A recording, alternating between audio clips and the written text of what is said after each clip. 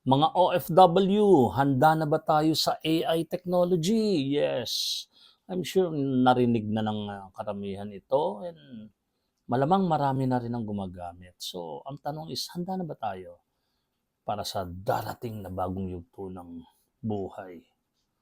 Mga tao, actually sabi nga ng iba parang isa ito sa crossroad, no?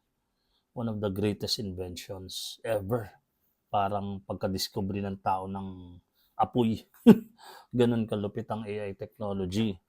And with AI technology, ang ibig kong sabihin is dapat maging open tayo to educate ourselves, no? For knowledge.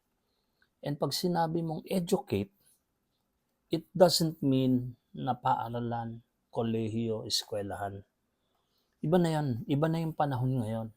Ang realidad nga is maraming pinag-aaralan sa schools ngayon ang magiging obsolete or obsolete na dahil sa AI technology. So, bakit ko binibring up ito? Kasi hindi naman habang buhay, unang-una, hindi naman habang buhay is OFW tayo, no? Dadating din yung retirement period, dadating din yung iba magsasettle, yung iba magsasettle na sa ibang bansa, yung iba uuwi ng Pilipinas. Magandang armado ka. Armado ka ng skill set, armado ka ng karunungan. Kasi malaki ang maitutulong pag marunong tayong gumamit ng AI technology. No? Hindi naman mahirap ang paggamit nun. Dapat lang merong familiarity.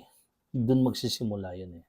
No, hindi pwedeng magpakalalim ka kagad and alamin mo na kagad kung paano mo siya magagamit sa negosyo and all, paano mo siya ma-apply sa buhay. Huwag muna kasi nakaka-overwhelm 'yon. No, nakaka-overwhelm yung ganun. May sinasabi nga silang analysis paralysis eh. Kumbaga sa sobrang pag-analyze mo is napaparalyze ka na dahil hindi mo na alam ang gagawin mo. So nakakalula. So siguro pinakamaganda is familiarity muna para ito sa mga hindi pa nag-AI na hindi pa gumagamit ng mga AI chatbots or hindi pa familiar dito. Ang advice ko is familiarity, meaning gamitin niyo muna yung pinakasikat na AI platform which is ChatGPT. I-download niyo 'yan. Free lang 'yon, no? No, instead of using Google, pwedeng gamitin niyo yung ChatGPT, magtanong ng menu, magtanong ng recipe, no? Para siyang ano siya hindi siya yung kailangan mong matuto ng programming, no? Parang conversation lang, tatanong mo. And ito pa, kay English, kay Tagalog, kay Bisaya, kay anong dialect, mauunawaan niya yon. So tanungin mo, okay, paano ba magluto ng pakbet? So bibigyan ka niya, bibigyan ka ng menu nun. Pwedeng in Tagalog, pwedeng in English. Simpleng ganon. Paano ba ako makakapunta sa Langkway Fong? Ganon. Paano ba ako makakapunta sa Manama galing sa ganito kung nag-baril ka? So, yun yung mga gamit ng AI technology na practical and simple lang na magagamit natin sa pang-araw-araw na buhay. Kape. Paano ba magtimpla ng masarap na kape? Pero yun nga, ang point is, kailangan handa tayo. Kasi nasa crossroad ngayon ang humankind. Ganun kalupit. Nasa crossroad tayo dahil hindi natin alam kung ano pang mga trabaho ang iti-take up nito and ano pa ang mangyayari, no? Paano pa ito mag-evolve dahil sobrang bilis ng evolution ng AI technology. Maganda na rin maging handa, no? Ako personally, maraming gamit na siya sa akin sa marketing kasi may isa akong maliit na negosyo na rentals ng gamit and gumagamit ako ng AI technology for marketing, for paggawa ng graphics, paggawa ng mga articles na pang-ads, no? Hindi naman ako writer, so okay lang 'yan. Hindi naman ako tipo ng dandaya dahil for ads lang naman 'yan. Tapos, kung tinitingnan niyo 'tong channel na 'to, makikita niyo may mga ibang posters dito. Gawa ng AI 'yon. Yes, imagine that, no? Kung ako gagawin ko 'yun, hindi ko kayang gawin 'yun unang-una. Or kung kaya ko man, aabutin akong oras with Ginagamit ko naman do'n is Gemini AI. With that, parang ano lang, parang 1 minute nagagawa na ako ng poster. No, so napakaraming gamit, no. Ito parang intro pa lang 'to, no. AI technology for OFWs, ganun ba? Or AI literacy for OFWs. Yun yung siguro mas magandang term. Later on, magse-share ako ng iba pang mga uses nito. Introduction lang ito, no. Maraming mga uses paano niyo magagamit sa iba't ibang uri ng trabaho ninyo, paano niyo mapapadali yung mga trabaho, ang inyong negosyo, ang inyong schedule, even for health. Magagamit ng AI technology, not saying na i-replace nito ang doctors as of now, ha. Pero at least pwede kanyang bigyan ng mga tips on how to live a better and healthier life, mga ganon. So, maging open ang ating isipan kasi napakahalaga ng skill set, maging handa tayo. Actually, diniscuss ko na yun sa may isang video ko na nauna na mga dapat paghandaan ng isang OFW pag uuwi. No?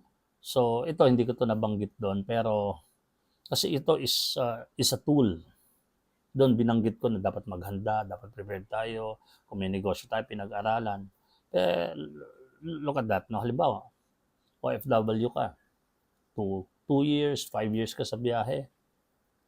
And then, ang plano mo is mag-iipon kang pera. Pag-ipon mo ng pera is uuwi ka, magninegosyo ka, magtatayo ka ng maliit na restaurant, bar, or butika, whatever. No? During your stay sa biyahe, sinabi ko na dapat pag-aralan mo na kung anong gagawin mo, yung actual na products mo, yung business mo, services, and yung business side nun, which is how to handle, accounting and all, magagamit mo ang AI technology para mapabilis ang iyong pag-aaral. Yes, aside from that, magagamit mo rin siya na tool, no? Halimbawa, pwedeng, ito, ganito kasimple. Halimbawa, napakarami mong kakwentahin. Kunyari may tindahan ka, napakarami mong kakwentahin, daan-daan na entries or pinapi-paste mo or what, or nasa isang notepad. Kunyari nasa notepad ng phone mo. May presyo 'yon, no? Sibuyas 10 pesos, bawang, ano, kunyari marami. Pag 'yon pinapi-paste mo sa isang AI chatbot like ChatGPT, nilagay mo compute. I-compute niya 'yan na mabilis. Pag nilagay mong i-categorize, halimbawa, labo-labo yung listahan mo. Kunyari, meron kang tindahan. Tinitingnan mo yung in and out ng lahat ng mga lahat ng mga produkto mo na lumalabas, na bebenta mo. Pero magulo, bara-bara, okay. Soft drinks, sibuyas, kamatis, papel, envelope, iba-iba, katol, iba-iba yung so ang gulo. Gusto mo i-categorize yan. Kayang-kaya niyang gawin yan. Segundo lang. Yung gagawin natin ng oras, kaya araw, kayang gawin ng AI ng segundo lang. Yun yung isang example ng paggamit ng AI technology sa mga simpleng bagay. Sabi ko noon, hingi ka ng recipe. Or kung ikaw, content creator ka, magagamit mo yun. Like, bigyan ka ng ideas, bigyan ka ng mga thumbnail, bigyan ka ng description ng video mo. Diba? O kaya, may certain trabaho ka sa isang, nasa ibang bansa ka, no? Hindi ko alam kung anong trabaho, no? Halimbawa, may trabaho ka, factory or what, or may kung ano man yung mga tasks mo. Pwede mong tanongin si AI ng kung paano maging mas efficient ang iyong trabaho, mas mabilis, and mas maganda ang magiging resulta ng iyong pagtatrabaho. Ayun mga kaya niyang i-analyze yun. And wag tayong matakot na mag-input. Ang tawag doon is prompt. P-R-O-M-P-T. No? Prompt. Ang ibig sabihin lang ng command, utos. No? Pwede mo sabihin na chat ka. Okay, paano ako makakapunta sa airport coming from Nueva Ecija? Ganon. Tapos bibigyan ka niya ng lahat ng sumakay ka dito, magkano magagastos ko? Bibigyan ka niya ng rough estimate. Ganun kalupit yun. Parang may taong kausap na super talino 'no, na kulang na lang is sabihin mo sa kanya, "Puwede ba ikamot likod ko?" Pero I'm sure dadating 'yan 'no, 'pag na-incorporate na 'yang mga robots na 'yan with AI technology na pag-iisip. So 'yun, ang ibig ko lang sabihin is, as OFWs, dapat maging aware tayo sa mga bagong teknolohiya, maging bukas ang ating isipan, dahil later on, I'm sure 100%, 100, 100%, 1,000% makakatulong 'yon. And actually, hindi ito magiging option later on. Magiging obligado tayong matuto or obligado tayong gumamit ng AI technology. 'Yun ang mangyayari later on, 'no? After a few years, walang kaibahan 'yan sa cellphone. Kung natandaan niyo nung araw, 'di ba? Wala namang nagse-cellphone, konti-konti lang. Tapos nung nagka-cellphone, analog. Tapos biglang ngayon, digital na. Lahat may email, lahat may social media platform, lahat. Diba? Nanonood tayo dito. So, imagine that, no? Nasa isip ba natin noong araw na ang cellphone ay magiging parte na ng buhay natin na magiging hindi siya pwedeng mawala, no? Aminin nyo, pag na, pag lobat ang cellphone nyo o pagka hindi nyo dala, nakalimutan nyo, magkaka-anxiety kayo. Di ba?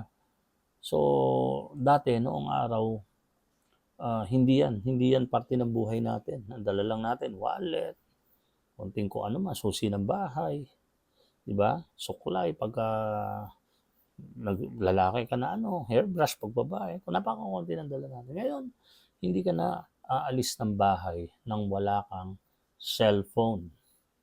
Di ba? So, ganun din ang mangyayari sa AI technology. So, sa mga susunod na videos, mag-share pa ako, no? More ways to use AI technology and magiging specific tayo sa mga platforms para makatulong sa pang-araw-araw na mga trabaho, mga ginagawa natin, and sa mga future plans. Alright? Keep safe.